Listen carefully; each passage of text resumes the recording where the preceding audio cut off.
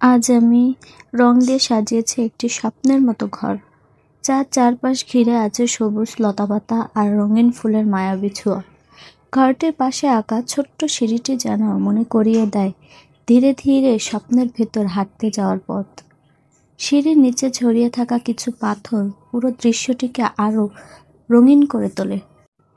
প্রতিটি রঙের আঁচড়, প্রতিটি রেখার ভেতর লুকিয়ে আছে আমার যত্ন ও ভালোবাসা আর কল্পনার সৌন্দর্য, যেন প্রকৃতির কোলে দাঁড়িয়ে থাকা একটি নিস্তব্ধ, শান্ত আর রঙে ভরা ছোট্ট পৃথিবী।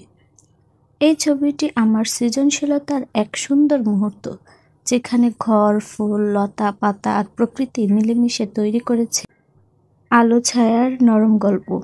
এই ভিডিওটি কেমন লেগেছে অবশ্যই কমেন্ট করে জানাবেন।